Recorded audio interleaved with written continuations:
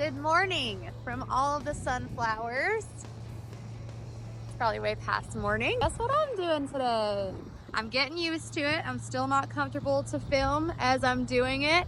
It is very difficult to get in those little corners. In Kansas, we have irrigation. We have center pivot irrigation here. So we got sprinklers that go around in the circle. All of our cornfields are planted in circles. I get a lot of questions about that. People who do not know. What happens when you irrigate a circle of corn, wheat, whatever?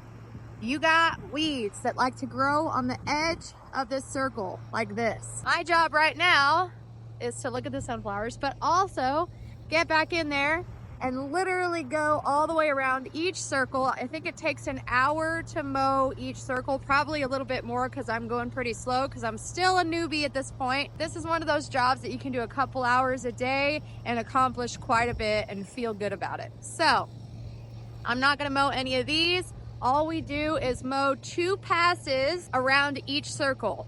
Hey y'all, mission complete. I feel really accomplished after that. It's a different feeling you get when you like mow your yard, for sure. I thought it would be the same, but it's not. And I could do that. I could live with that. Do that a couple hours a day until all of the many circles are completed around this farm. Hey, made it home. We need to still work on the corn head a little bit. So I think I'm gonna help Zach with that, but he discovered something super annoying on the corn head, so let's go look at that. The header debacle. There's a lot of cats around us right now. We got a lot of parts and a lot of cats. We got a lot of deconstruction and a lot of cleaning and a lot of chemical burns, maybe. It'll be fine. The header project continues. We are getting the corn head ready for harvest, and I'm trying to be as thorough as possible because this header looks like it sat for a while, a couple of years, because it's pretty rusty. It's in good shape, it's rusty. It's been sitting, it just needs some attention, so we're trying to give it that TLC now versus in the field. And right now we've got these deck plate pistons all taken apart. These are, so I don't know if we've even said, so this is a Drago corn head. It's a Drago Series 2. It is a 24 row, 20 inch corn head. And those that don't know about a Drago, they don't have hydraulic deck plates like a lot of newer corn heads do. They use spring pistons, I guess you'd call them, to set the pressure on the deck plates.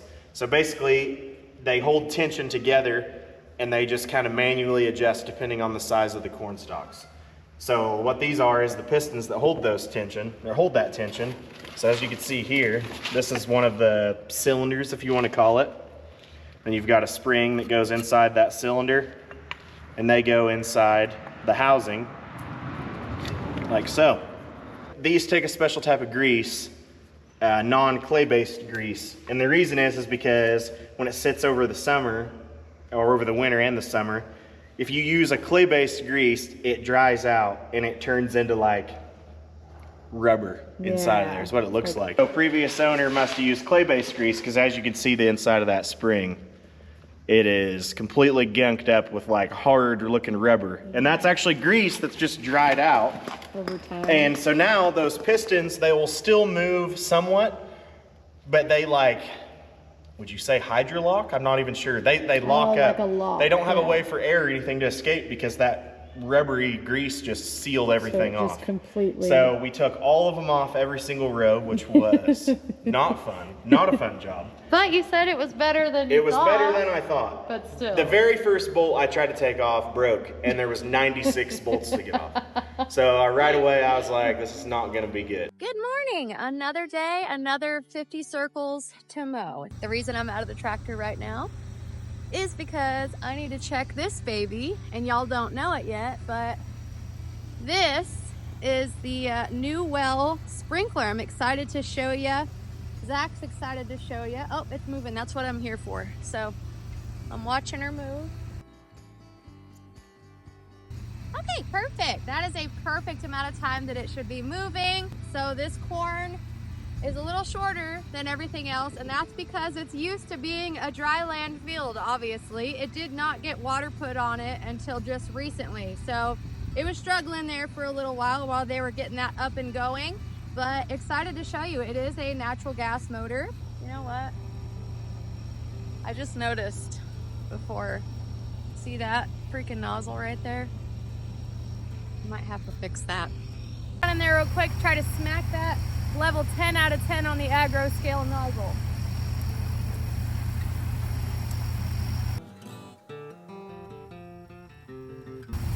No, didn't fix it. So I'll have to come back when I have the proper clothes on to mess with that. Hey, now that I look like a wet dog, let's get back to mowing.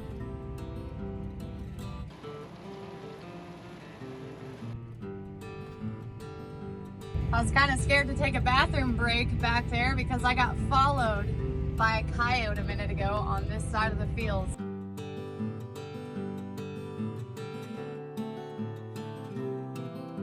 YouTube won't let me play this, but this is the best time to listen to music is mowing, and this is my playlist at the moment. See that?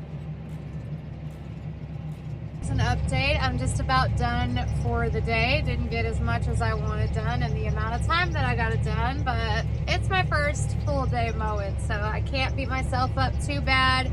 If it looks like I've been crying, it's because it has. Besides listening to music when you're mowing, when you're just kind of zoning out for a little bit, I decided to listen to a podcast, an audiobook on Spotify, and this is what it's called. The lady narrating it and who wrote it is so comforting. I'd love to be on a podcast one day talking about these kinds of things. Her husband died as well. He died in the hospital with her holding his hand in a coma after finding out he had a brain tumor the size of a softball that moved his spinal cord, that moved his brain stem.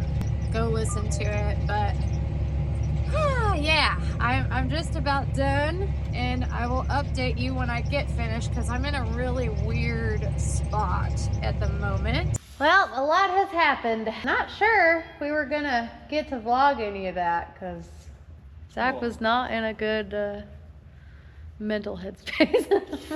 Well, I handled it okay. Well, I didn't want to stick a camera in your face either. Right when I asked him if he wanted to update y'all was when things weren't going very good. Guess what? I won.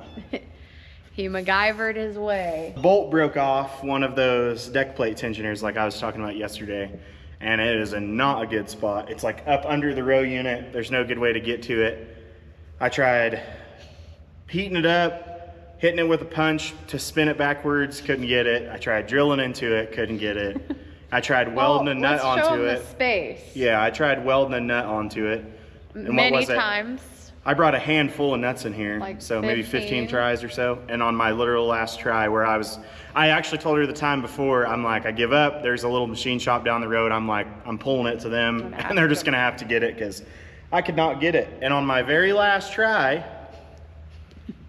caused how many hours of problems? All day since this morning. Yeah, this is the only thing he's gotten done so far. Yeah, this is what all day has came to. So he was up under here. It's real dark down here. So in a spot like this, or this, you can't get anything to fit in here to do it like this. I mean, it's just like these little spaces and crevices all in between here are just impossible to work with. So I looked up a bunch of forums on Reddit. Everybody was talking about vehicles, motorcycles, you know, tight places that bolts could break off in, but this was just different. So he had to sit under here, and he's a lot bigger than me, so him fitting under here. He is huge, so he cannot fit under here. Everything else was fine. So now he needs to go to town and get how many of these? 96 new bolts, and then he's got all this cleaned up last night. They were really dirty last night, the last time you saw them, but he took lots of solvent and hand scrubbed each one of these. Oh my gosh. Yeah, No thanks. Just to explain, I know some people this will make total sense already, but when I say I welded a nut on the end, here's what this bolt is supposed to look like. It's just a short little guy. But it broke off way far in there. So there was only about from there to the end left. So there was none sticking out. So I was able to put a nut over it. Cats are tearing stuff up. To put a nut above it and kind of weld all the way in there. And I got it. I just soaked all these deck plates in WD-40 just to get them all freed up because some of them are still pretty stiff and they don't want to move. I need to run these deck plates back and forth on each side and just get them freed up and moving. And then we can finally put all them tensioners back together. And then as far as I know, unless I run into some other issue, I'm gonna put all those tensioners back on. I'm gonna soak all these chains in WD-40 because it's been sitting for a while. We're gonna tighten the auger chains. We have a couple lights to wire in, and this thing, I gotta change oil in the gearboxes and check the gearbox, the row unit gearbox grease. And it'll be ready to put on the combine and run it. And there y'all have it. Zach is reassembling that as we speak today. For all my mechanic friends in the comment section down below, I've heard from y'all before. I don't know how you have the patience to do this. I could never. I'm learning really good lessons and I'm learning really hard lessons about mowing and the to-dos and the to-do nots. My next task is to learn how to sweep so that Zach doesn't have to. Corn harvest is going to be here before we know it. Thank y'all so much for 712,000 subscribers. Of course, as always, I appreciate all the support in the comments. If you have any questions, comments, concerns, leave them down below, and I'll see you guys in my next one. Okay, love you. Bye.